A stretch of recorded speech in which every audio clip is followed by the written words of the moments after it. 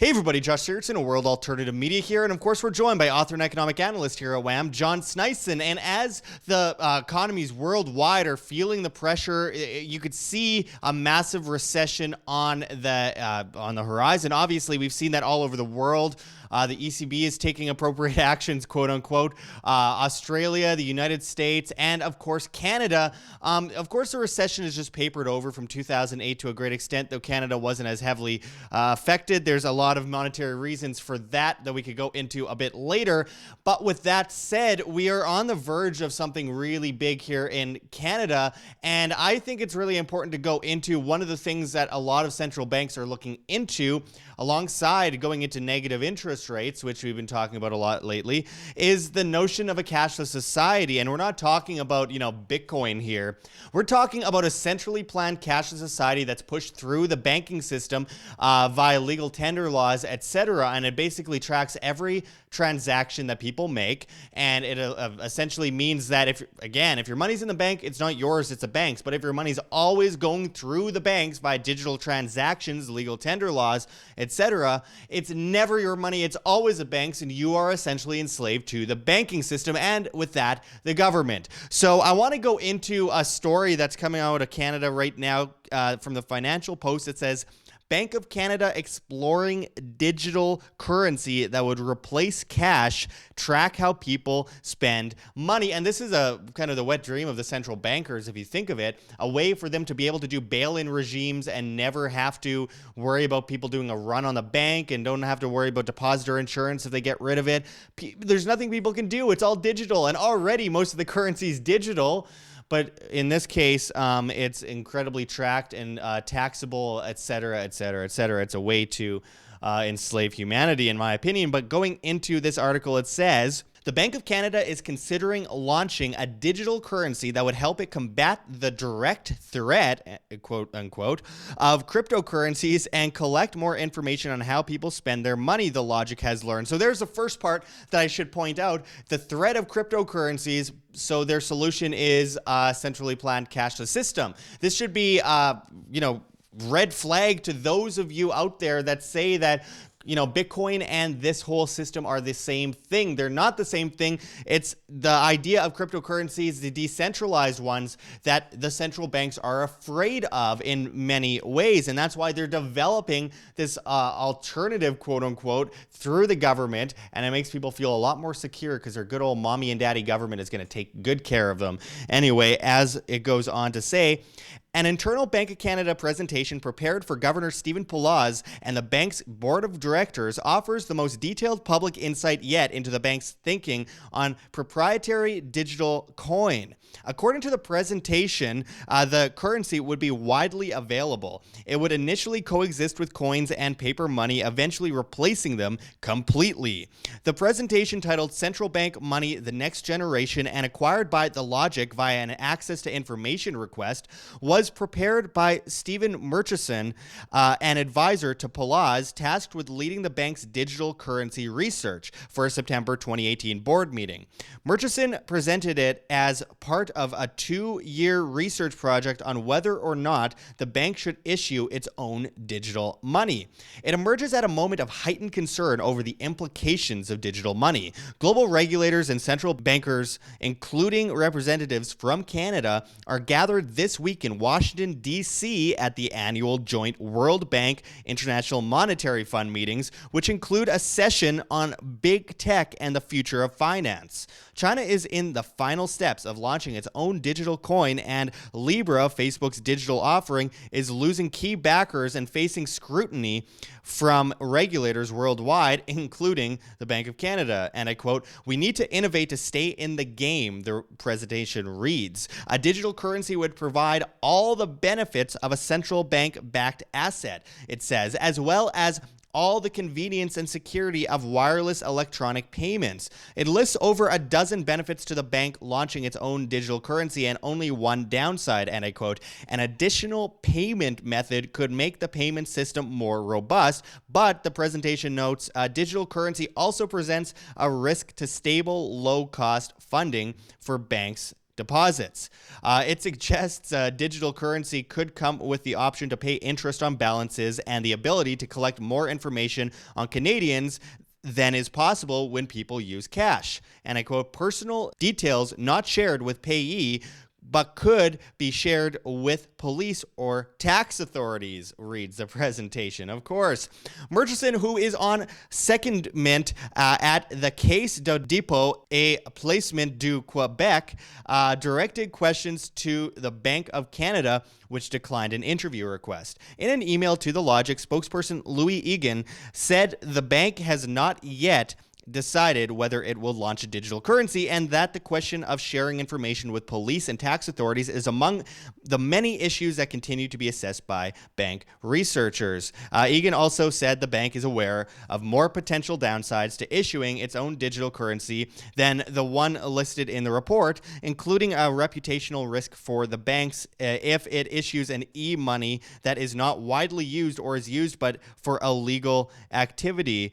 She did not directly answer questions about whether a digital currency issued by the Bank of Canada would include the specific details included in the presentation. So to break away from the article for a moment, to break away from it entirely, because we got to go into some actual information here that is actually worthy of the listeners' ears, because this is, of course, a Financial Post article, and they're not going to go into detail of the dangers, the real dangers, not the so-called criminal dangers of someone, evading taxes, the real danger of people being completely tracked, extorted to death, and there's nothing they can do. Again, they are creating this system that is completely centralized and controlled, and I think it's out of desperation as we go into a greater recessionary situation as the world economy falters on massive amounts of debt and massive amounts of printing. It's incredibly dangerous. So as you go into negative interest rate territory, of course, you have the central banks of the world going, this is a great way to track people. This is a great way to control people. This is a great way to ensure that every single transaction is watched. John, what do you think about this recent news of the Bank of Canada considering, this massive switch to a completely digital cashless society that's centralized? Well, recent news. I think the mainstream media is a little bit very far behind on that one, which is actually their Project Jasper, which this is, which is a enabling cross-border high-value transfer using distributed ledger technology. So they're basically using blockchain. And what kind of blockchains are they using? Well, in Canada, they're using the Corda 2 blockchain, which is Ripple, which everybody loves. I know that. And of course, they actually did a transaction already. So it's not like it sounds like they're deciding on building something almost in the article. Like it doesn't sound like it's actually a finished product that they've tried out already, which it is, because they actually recently, 5 months ago when we did a report on this, when I was in Ottawa, they did a test transaction, very many test transactions between them being Bank of Canada and the Monetary Authority of Singapore, which is the central bank of Singapore. And they did a flawless transaction into the banking system through the other banking system and into the other central bank. So they've done this. They have this in place already. They just got to figure out, if they want to launch it or not. That's basically what it is. And of course, the tax implications, that's the number one thing that, in my presentation that I did now it's basically almost a year ago that I did in California, where I talked about, the implementation of cashless and the love for, of course, taxes and controlling how much money and be able to take that out without any problems out of your bank accounts, if need be, because it's cashless, right? So it's way better of ease for the Canadian, for CRA, for, of course, the Canadian government to then rape you even more further, right? So that's the direction that they want to go. And of course, we're talking about negative interest rates. And as you go into a cashless system, then you can implement the negative interest rates, because before, you've seen in Switzerland and other countries where they've taken out their cash out of the banks and the banks are struggling, right? So that's the biggest fear. And of course, Canadian banks are so undercapitalized when it comes to cash to deposit ratio. So that'd be a nightmare if they tried to go, if they actually tried to go negative interest rates before they went cashless with this horrific system that they is called Project Jasper. Now it's actually Project Jasper 2, Project Jasper 3 is currently ongoing, where they're also looking at, putting the TSX on the blockchain as well. So they're looking at, going way further with this. And they're like, what's coming out in this article hasn't, very much substance to it, because they don't really understand what the Bank of Canada really is doing underneath the hood, which I read the whole white paper and reports on, of course. And you can see, if you want to see more about Project Jasper, just go and look up Project Jasper on YouTube. Then you'll find it below. There's just like some other stuff there, but there's only one video. Actually, no, so it's two videos from Bank of Canada or from payments.com. And there was the one from us. That's the only ones that have been talking about Project Jasper. So it's very interesting, Josh. But let's take a look at, like, is Canada actually going cashless right now as the economy is? Well, what you're seeing is the economy is actually not going cashless. They added a substantial amount of more cash into the banking system. They added a lot more $100 bills and also $50 bills and so on. So they've been printing a substantial amount of money. And if you look at the percentages that, just cash M0, the Canada M0 is up over the last 10 years. It's up 39.85%. That's an average of 3.98%, just M0. And of course, if you look at M2, M2 is up. So that's a wider range of how money is calculated. It's of course, the M1 plus M0 plus also what they call, let's see, securities and mutual funds and so on. And that one is up 83.44% over the last 10 years. And then if you go to M3, it's up 9% per year. So what you're looking at is, where's all this inflation gone? Well, I actually found out where all that inflation went. It went into the real estate markets. And of course, the inflation measures mechanism, that the CPI that calculates the inflation in Canada, which is supposed to be 1.9 according to these central bankster morons over there at Bank of Canada.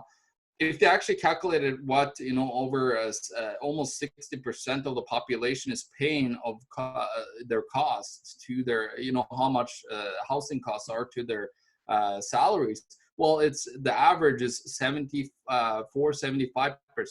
that you're looking at versus the 25% that they use. So it's completely flawed. And of course, one of the biggest fares is, with printing currency, with printing it at M0, they get something called seigniorage, which is a direct income to the Canadian government.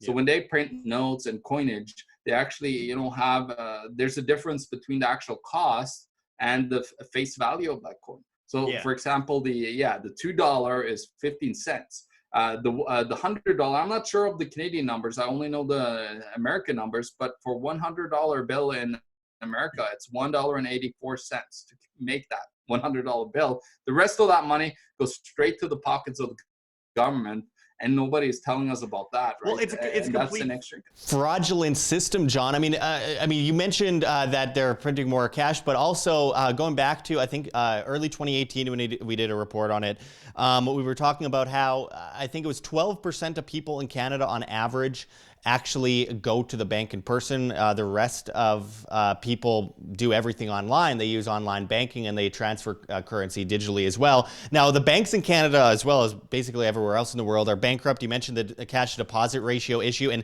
that is a huge issue because if you look at their own balance sheets, they're carrying almost no cash, and they're carrying a whole lot of deposits, but no cash to cover those deposits. So that's going to be met with a serious issue down the line. But I want to also bring it into the bigger picture here, which is that worldwide, we're looking at this cashless society grow in size and scope by the year. And it always starts as we're going to ease into it. Well, years ago, we were reporting on Australia, for example, and how they were going to demonetize a lot of the, the bigger bills. And they've obviously cracked down a lot of that in recent days, and it's about stopping criminal activity. It's funny because banks and governments are the biggest criminals of all mankind. They create more poverty, they create wars, they kill millions of people. I mean, it's just absurd. But obviously, I did an interview, which I think everyone should check out, with Naomi Brockwell out of Australia a couple months ago, where she went into the issues in Australia. And it all also goes back to China.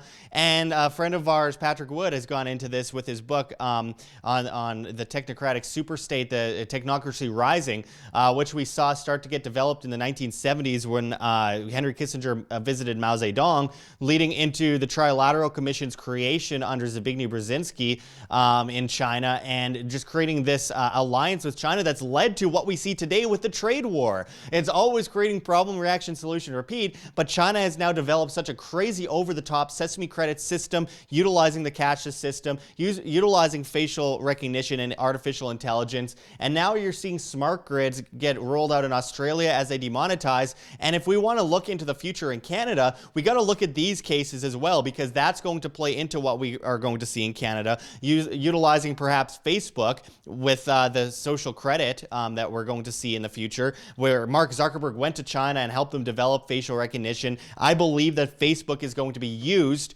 as a tool in the future of the sesame credit systems that are unrolled everywhere else. And the cashless society being unrolled will play directly into that system, where government can control everything people do, everything people spend, what they can or cannot spend, taxing people to death, and they can raise taxes as much as they want, because what are people going to do? Ride in the streets? Well, it's all digital.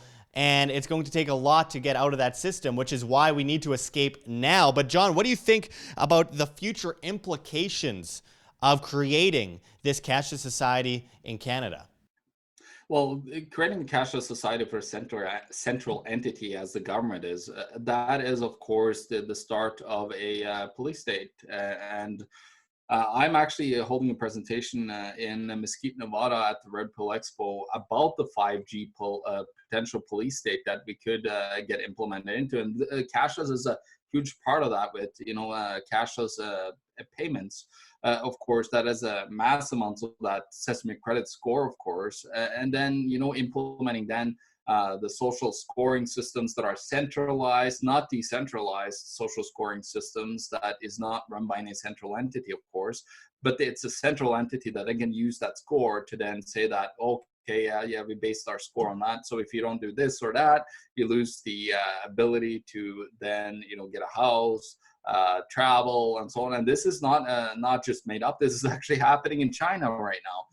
So if we're not, if we don't look into ourselves here as human beings and take a look at what's happening in China, and if we feel that that is great, well, I believe that guys like Justin Trudeau, that is a complete bozo.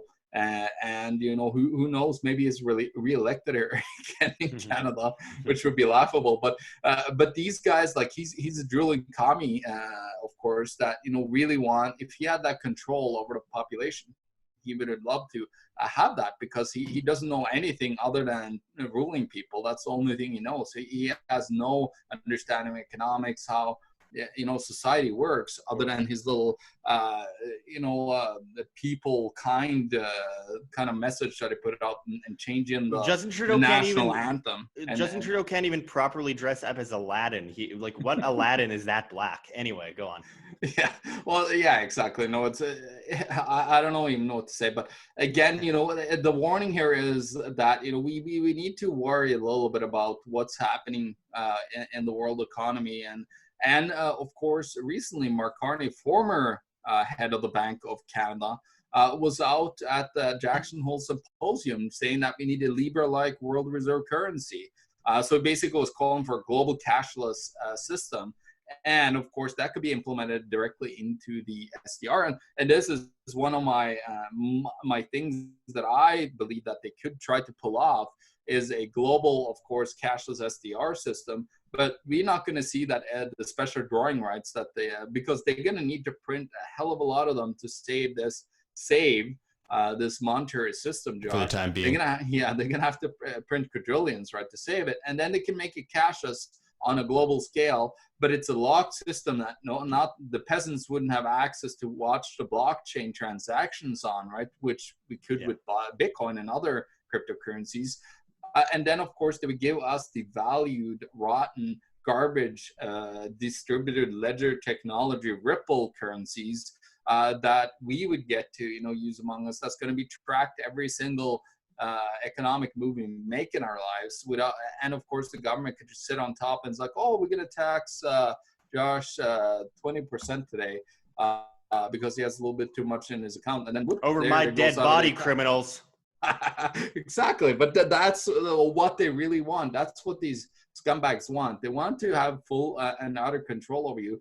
And if we don't stand up to this, to the government, like I'm all for new technology rolling out, and there's a little bit 5G, the dangers to it versus the good that I could do. Like I have other solutions that I would implement technologically wise. It might not be as great as having your cell phone running around with it all the time, but it's better from the health aspect of things, right? So, but this is the thing: is if we don't take action and understand, what they want to do with this, and let a central entity be in control over such system, that is an horrific, Orwellian, dystopian future. Yeah, I mean, we have to remember that what benefits these people. These people are benefited by the subservience of the masses, nothing else. If everyone's doing well, if everyone's got lots of money and everyone's doing well and everyone can sustain themselves and all that kind of stuff, that does not benefit the major banks, the central banking system, and the government. The government and central banks depend on a dependent masses and an indebted masses. That is what creates wealth for them. That is what they depend on. But with that said, I mean, again, John will be speaking in Mesquite, Nevada at the Red Pill Expo, the second one of 2019. We just did an interview with G. Edward Griffin on that, which you can check out as well. But with that said, yeah, we could use promo code WHAM to save money on your tickets, by the way, for that event. Meet G. Edward Griffin, Eamon Bundy, John, myself, and hey, John, our good old friend John Dowell is going to be coming out to that, so we can see him there. But anyway, with that said, let's move on to one final thing before we get into the solutions, because there are many, that entails cryptocurrency and properly decentralized blockchain infrastructure technology, because obviously there is a revolution going in that direction. There's nothing anyone could do about it, whether they like it or not, and that's where we come in and ensure that we try on the free market to ensure this is a decentralized evolution rather than spiral out of control into the depths of hell of enslavement by the massive entities that we call the state and the banking system. Because again, as they mention in this report for the Bank of Canada, they want to, nip this idea of cryptocurrencies that are decentralized in the butt, because they are worried about people doing criminal, quote unquote, activities like it's any of the criminal government and banks, business, what people spend money on, as long as they're not hurting anybody. It shouldn't matter, but of course they like to control the masses. So they want to make sure that people aren't, doing things that are against the law, because if they are doing things against the law, they could steal their money and throw them in a cage, and that's their wet dream. So with cryptocurrencies, I have to note fiat versus non-fiat. Fiat is by force, by law, by legal tender. I mean, if the US dollar and the Canadian dollar were existed, but they weren't forced, and we didn't have to pay off the interest on the debt, and inflation didn't cause wages to be worthless and cause everyone to go homeless and into poverty, etc., destroying the middle class. If it wasn't forced, it wouldn't be an issue. You could voluntarily decide to invest in this dollar. But you wouldn't, because you wouldn't be crazy enough to do that. But hey, if you wanted to, you could. And that is the thing. It's not about how terrible the US dollar is, or the Canadian dollar is, or the British pound, or the euro, or etc. It's not about how bad it is. It's about the fact that it's forced on people, and people are extorted to pay off the interest on the debt, not even the debt itself. It's indebting the public and causing the price of everything to go up. The purchasing power is diminishing all the time.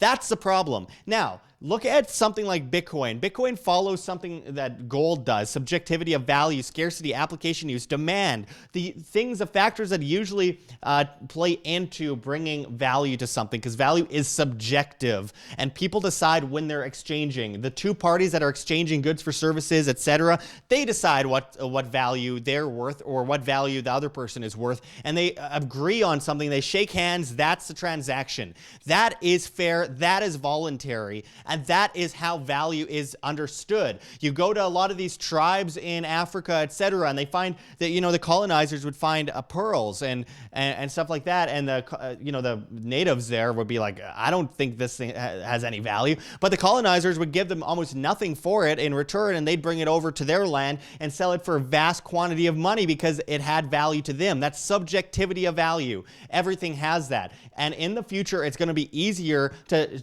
do international transactions with Bitcoin or other cryptocurrencies, for that matter, that are decentralized, hopefully, than it will be with gold.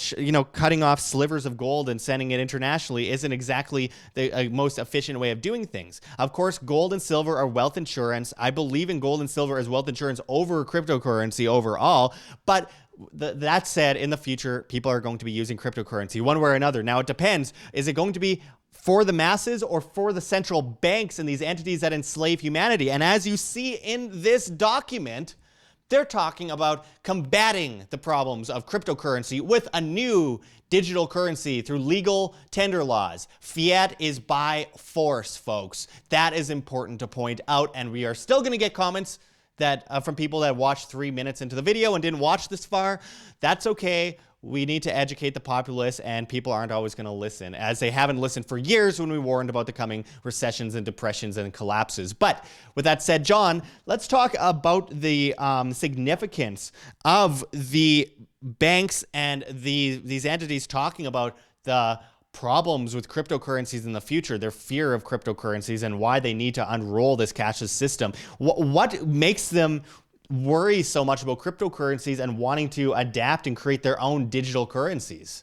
Well, first of all, what makes them worry, Josh, is the actual structure of a currency like Bitcoin, for example. It's extremely decentralized. It's not, if one node goes down, there's going to be thousands of others that are up and running. And then, of course, it's impossible to stop. Basically, have become now, because if anybody thinks that they're going to stop Bitcoin or any currency like that, they'd be stupid. Because look at, for example, the BitTorrent system that was used to file sharing. Well, it's actually still being used, and more people than ever is downloading illegal videos online, of course. To clarify, those illegal videos are Hollywood movies. I gotta clarify that. Yeah. So, but it's just hilarious. It's like a system that's built because they think that they could be in control over everyone, and if you go around and police everybody for stealing something that you made and an idea that you had, then you're ending up in a government and totalitarian system quite fast. For me, like, I think about this, like, all the ideas that have come out throughout history has come from have been built upon by people. So if you had these thoughts, this intellectual property thought, you wouldn't be able to do anything anymore in the future, because there would be a block on everything. This is the thing. I write books as well, and I've taken information from so many places, Josh. And if everybody were to say, like, oh, you can't take my information that is publicly available everywhere, or the government said that, oh, this is copyrighted, that's stupid. Like, people are downloading my book I actually found a place that had been downloading 40,000 copies of my book illegally, as Amazon would call it. But that's okay. The message is getting out, and people that appreciate the work that you do, they will actually pay you for that. They will actually give you something back, and that'll I'll count the free downloads of these sometimes things. So, but yeah. and that's what we're ending up having with these, like, centralized versus decentralized system. I had a last final thought here that I think is quite fitting, and that would be for the regular everyday transactions, you use cryptocurrency like Bitcoin.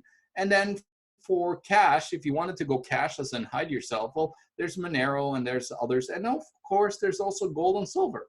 Mm-hmm. You're completely off the grid. You can't be tracked if you do a transaction locally with somebody with gold and silver. So that's even better than Bitcoin. But you can't just send it, as you said, on a worldwide scale. That's what Bitcoin is for, doing commerce and transacting on an everyday basis. If you want to, buy a house or something, well, and you don't want anybody to see that you bought it, well, if you have gold and silver, now we could use it as cash, basically.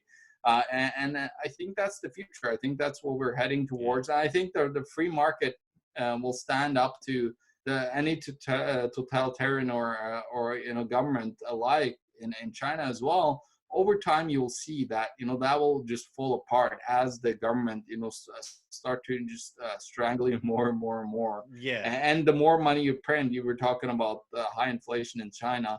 Well, the more money that gets printed by China and all these others, it will destroy the purchasing power of that currency, and it will falter over time no matter what. Even if it's digital, because they are looking at digital printable currencies. They're not looking at scarce currencies like crypto, like Bitcoin and others. Yeah. Well, and I mean, it seems as technology gets more and more prevalent, privacy gets less and less prevalent. But with that said, the market adapts. And I believe in the market adapting to this issue, as we've seen with things like Monero, and we've seen a lot of the encrypted technologies coming forward. And then the government manages to find their way into that. So a new one is created almost instantly. And I think that says a lot about where we're heading. And I think that's very good. I feel like I'm quite optimistic about it. The government's too inefficient to properly keep up with the market, because every problem they create, the market creates 10 solutions. But with that said, I mean, going forward, there are a lot of solutions. I know it seems daunting. I know the collapse of all these currencies seems daunting. I know people are worried about themselves and their families. And that's already the first step, because the majority of people don't even know about this issue at all. So if you're worried about your family and your friends and all that kind of stuff, that means you're already ahead of the game in a lot of ways, and it's time to take those solutions. And those solutions are abundant, and there's more of them than there are problems. I want to, before I get into the solutions, quickly note that I know people are going to comment in the comments, what if the grid goes down? Well, it takes one person backing up the blockchain in a Faraday cage, and there's hundreds and hundreds, if not thousands, of copies of the blockchain backed up in a Faraday cage in the world. So that's not going to be a problem overall. And if the grid goes down, the least of our worries is going to be cryptocurrency. It's going to be getting food and water immediately. But anyway, with that said, the solutions are plentiful, and that's one of them. Food, water, shelter, self-defense. You're not gathering things for the toughest guy on the block, and of course, gold and silver as wealth insurance. Now, again, this isn't meant as investment advice. This is my opinion, and gold and silver aren't meant as investments anyway. But it's about being smart and ensuring you have protected your purchasing power. In my opinion, this is historically the best way to go. And of course, decentralized, properly, fundamentally useful. Cryptocurrencies and blockchain infrastructure technology. Just outside of cryptocurrency, there's a lot on the blockchain that you could do as well. And of course, you just have to be responsible and financially sustainable, and you have to understand the world around you. You have to understand money, or else if you don't understand money, you have no control over your money. And if you have no control over your money, the people who create the money have control over you, and therefore you are enslaved. You are in servitude. Always ask cui bono, who benefits, and pick your solutions wisely from there on. But John, a bottom line as we close this off. Well, the bottom line is that currently, if you're stuck in the slave grid, cash is king, and it actually has privacy. Use it, and there's a lot of organizations around the world that are fighting to keep cash, of course, which is just one tiny little step towards freedom.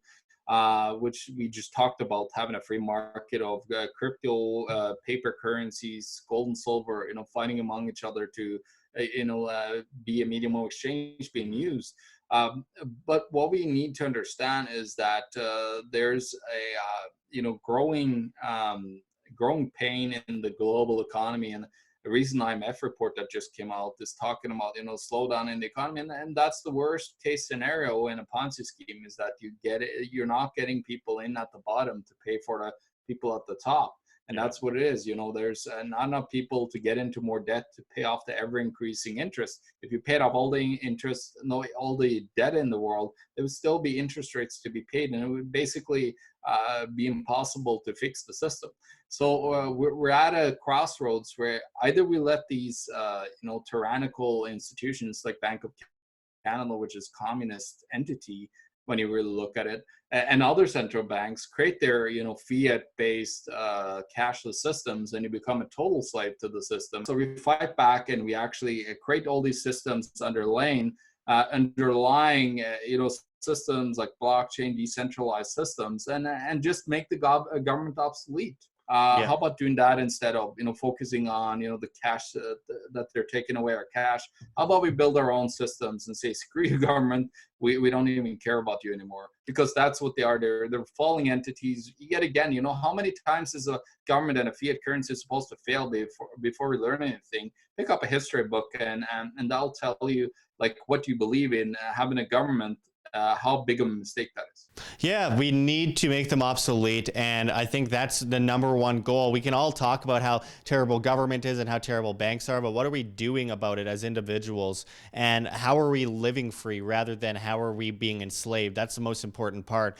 We need to focus on that as solutions mount going into the future, and that's how we free ourselves, free our minds, decentralize everything, and live the way we're supposed to, like free human beings, not on a farm like cattle to the slaughter. So anyway, I appreciate you going into all this with us, John. And stay tuned for much more. Check us out on float.app, flote.app, at Josh Sigurdson, as well as at Wham. And also check us out on BitChute, because we are getting ripped to shreds by YouTube. There's a whole outro about that, and it's getting truly sickening. It makes me sick every morning when I wake up and see how YouTube is manipulating our views and telling you guys what you can and cannot see, like a nanny state in its own right. So anyway, just watch the outro, and until next time, thanks for watching, everyone. And this is Josh Sigurdson and John Sneisen signing out from World Alternative Media. Find the truth, be the change. Like what you see here at Wham, don't forget to check the links below. GoFundMe, Patreon. We cannot do it without you guys. Every donation is extremely, extremely appreciated, as we're getting incredibly shadow banned. We've lost 80% of our audience since January of 2019 and counting. They are ripping us apart here on YouTube,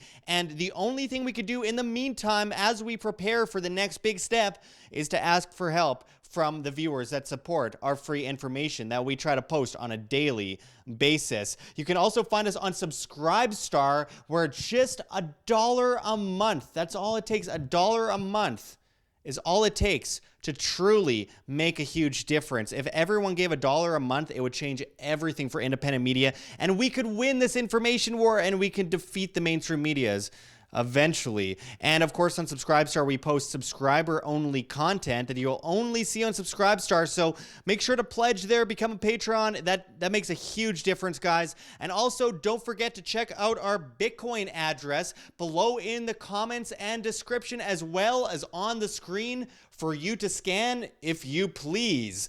And also, don't forget to subscribe to us on the alternatives. We will likely be deleted by YouTube in the next 2 years. It's already happening on a vast scale. So make sure to find us on float.app. That's flote.app.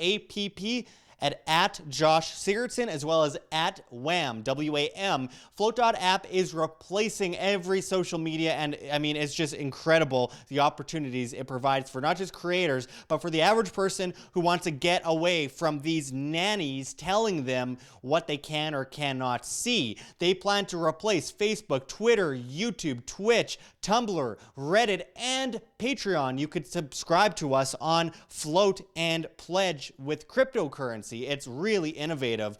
We are also on BitChute at World Alternative Media, as well as so many others, Minds, PocketNet. You can find us at World Alternative Media on Instagram. There's many options. And finally, don't forget to join us at Anarchapulco 2020, the famous event, the best liberty event known to mankind, other than perhaps Anarcho Vegas 2020. There are 2 major events coming up that we are extremely excited about, and you can use promo code WHAM, that's W-A-M, and save 10% on your tickets to these legendary conferences. There's so many amazing people speaking there. You won't want to miss it. So make sure to support in any way you can, even if it's just sharing our videos, pressing like, pressing to be notified.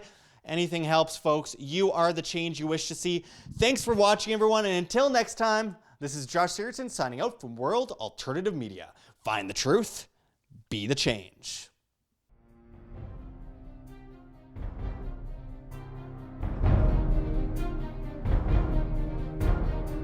I'm sure you have already changed people's minds in your young age because you're involved, and I like that.